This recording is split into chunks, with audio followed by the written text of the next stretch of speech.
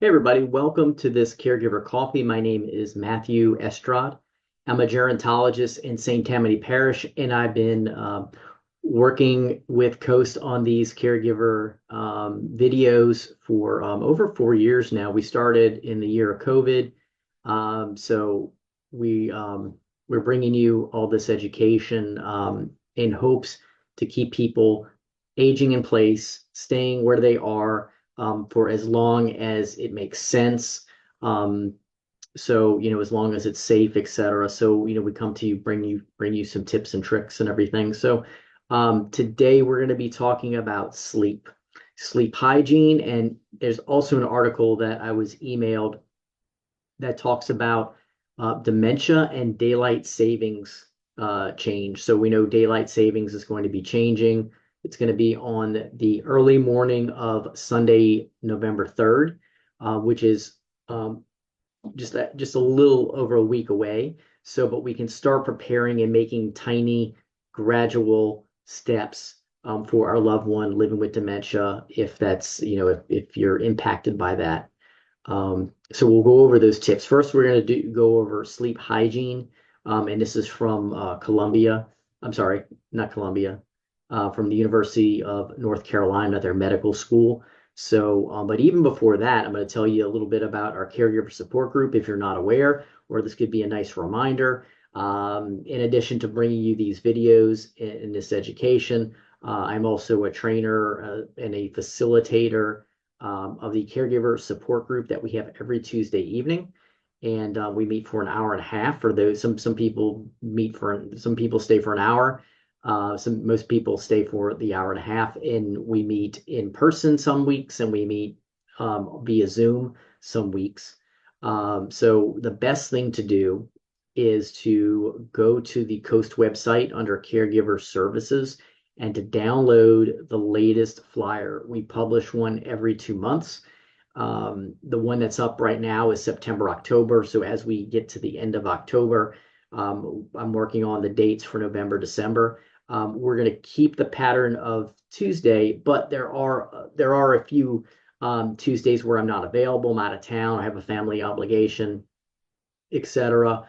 And then we shift it either to a Monday or to a Wednesday or a Thursday, depending on what makes sense. And then as an example, this year, December 24th, Christmas Eve is on a Tuesday. So, I and many people are going to be with their family on Christmas Eve. So we're gonna move that likely to the day before Monday because still people are going to be celebrating that week after Christmas, etc., or the that week after Christmas Day. So there's little changes like that. So that's why it's important to know that it's on Tuesdays. Typically on Tuesdays, that's the pattern we follow. But you're going to have days like that and Mardi Gras, of course, that fall on a Tuesday. So that's why it's good to get it, print it out, put it on your refrigerator so you can always see it. And we do send out email reminders if you want to join that email list. The instructions on how to do that very easily, the link to do that is on the flyer as well. So I encourage you to do that. And we do have a fifth Tuesday this month in October, and we will be meeting via Zoom next week. So that's the 28th of October that we'll be meeting via Zoom.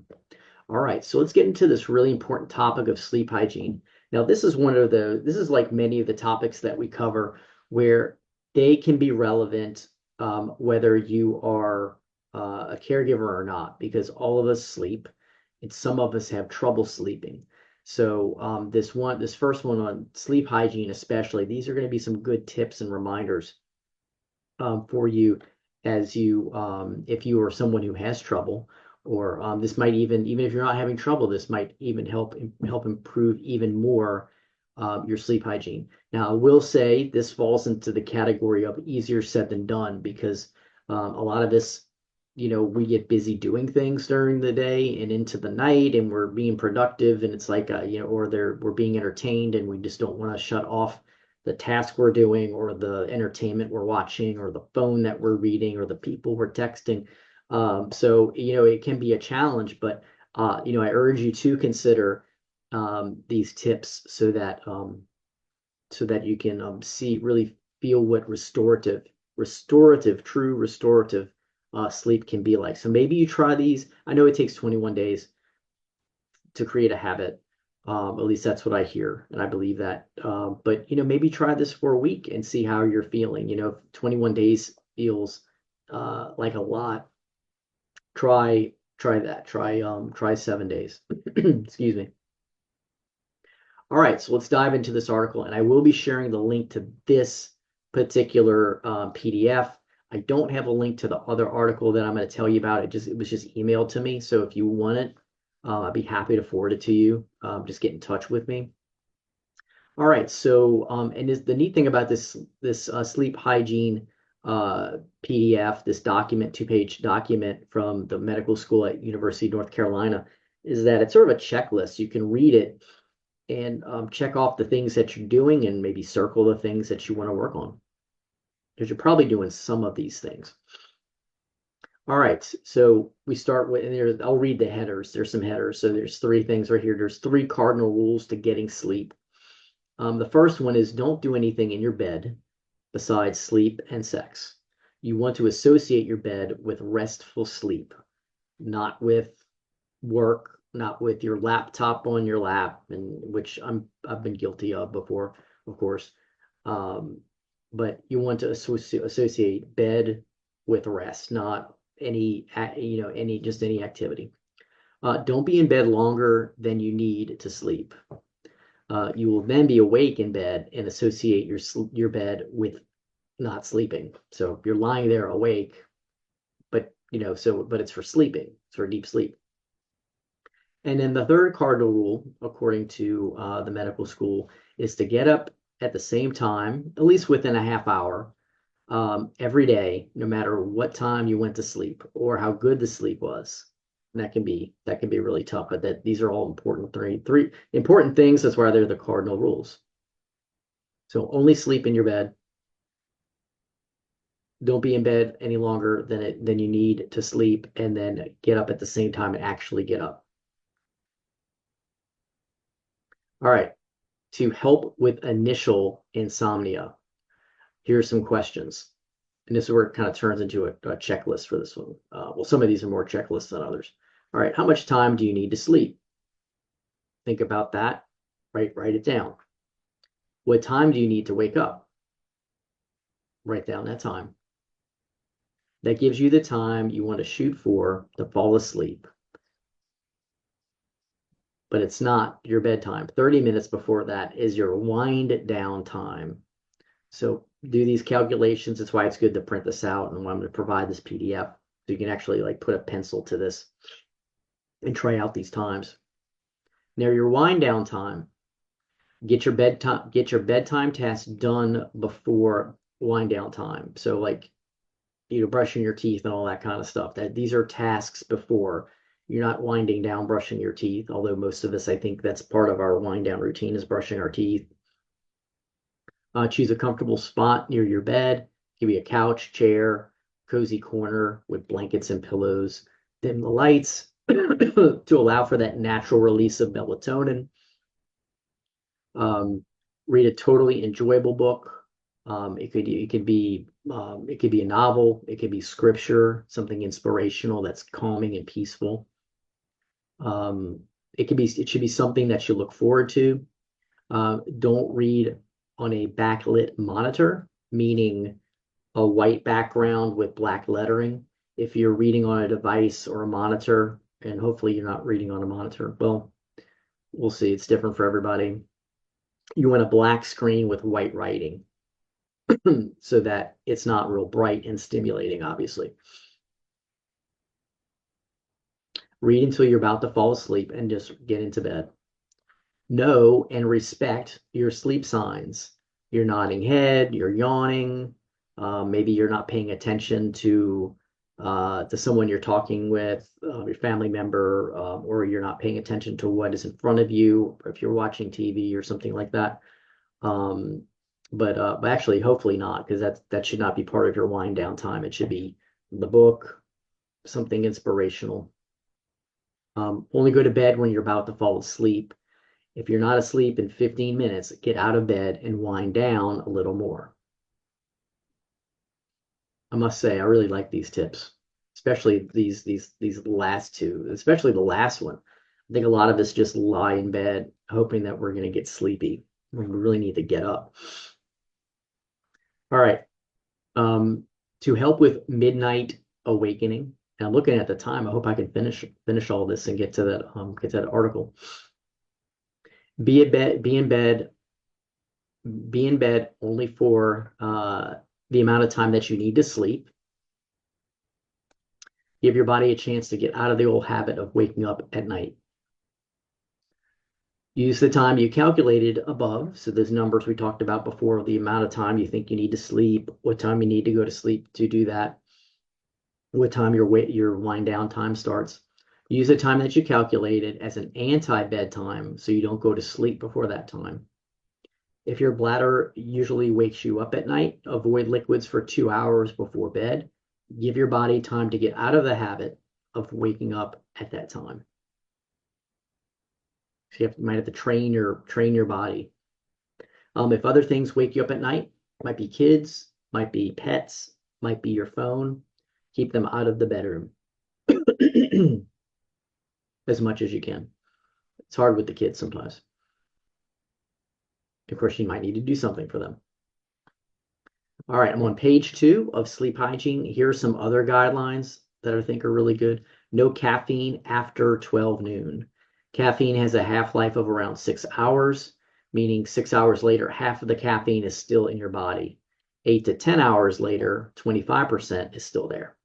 And that might, I know people who say that they can drink coffee at 6 p.m. Of course, I don't follow up and ask them, or it doesn't come up what time they go to sleep. They might have still like a crazy sleep schedule, but I know caffeine doesn't impact everybody the same.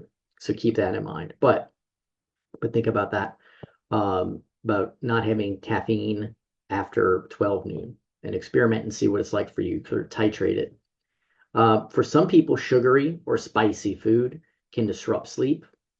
In general, daily exercise helps sleep. Try to finish your exercise at least 6 hours before bed to give your body a chance to break down the adrenaline. Now, sometimes that can be a challenge because if you're not able to work out in the morning or during the day, nighttime, evening time after dinner is the only time. So I'm certainly sometimes in the habit of doing that if I don't get it done during the day. Don't use any monitors of any sort before wind down time. Or monitors meaning like a computer monitor. Blue wavelength light inhibits the release of melatonin, disrupts your circadian rhythm. So for many people exposed to light in the middle of the night, this will restart the circadian rhythm, so that your body thinks it's daytime and you can't get back to sleep. So avoid that. So if you are waking up, which if you're having insomnia, you should get out of your bed, like it's suggesting. But I would urge you to not get on the computer, not get on the monitor, not get on your phone if it's gonna be a white screen to wake you up and stimulate even more. Make sure that you have a comfortable pillow, mattress, comforter. Make sure that the temperature is comfortable. Typically, there's no temperature recommendation here in this article. I have seen them before. It's on the colder side that we tend to sleep better. So play around with that and see if that helps you. And I'm skimming this. It doesn't say anything about a hot bath, but generally you want a cooler temperature to sleep well. But I'm saying it's not telling you not to take a hot bath. I have heard that before, but I guess we'll just say that could be personal preference. But if you take a hot bath, then well, that means your body needs to get to a colder temperature usually. But I know the bath can be very relaxing, so maybe you do that earlier in the evening. If light or sound is waking you up, take care of it. Cover things up. Put something over. Maybe there's a device in your bedroom that has a light, a charger or something like that. You can put something over that. You can use white noise. You can use earplugs. You can use blackout curtains if there's like a really bright light. If your neighbor's floodlight is on and it's really bright, you can get blackout curtains or something. I mean, hopefully you don't have to make that investment, but it's an option. Avoid naps. You want to get your sleep at night. I think there's something to be said about power naps, like a 15-minute nap. There, I'm guessing, it doesn't say, but I'm guessing that the medical school here is talking about, like an hour nap or, 2 hour, 2 hour, 3 hour. Like, yeah, that's a long time. Power nap might be okay, but don't quote me on that because I haven't even looked at it. That's just kind of my gut feeling. Don't use the snooze button. Um, you're just going to get less refreshing sleep. I think we all know that. And either we've read that or just intuitively know we're not going to, just from experience, we know we're not going to get good sleep. We just need to get out of bed, which can be difficult. Avoid alcohol several hours before bed. It might help you fall asleep, but but it will disrupt you later. And pulling you out of your sleep completely into a lighter stage of sleep, and you won't feel refreshed the next day. Open your curtains and expose yourself to the sunlight as soon as you can get up. I always thought it'd be cool to have, and I do not have this, but it would be cool to have automatic curtains or automatic blinds that open up, or even lamps that come on with a timer, which now we have smart light bulbs. I mean, you can get those pretty easily, the smart light bulbs that come on at a certain time. You program it with your phone. So that's a possibility. And studies show that what you believe about your sleep has a huge influence, not just on your mood, but on your sense of feeling rested. So keep that in mind. Speaking of time, I'm going to stop the timer and sort of wrap up. What I am going to do, because we're just about out of time, and I want to share that article with you about daylight savings time and dementia, and how to adjust little by little every day. I'm going to share it on I'm going to try to find a way to share it on the Facebook page for Coast. So hang in with me there. I'm going to hope that I'll be able to do it technologically because it's in my email.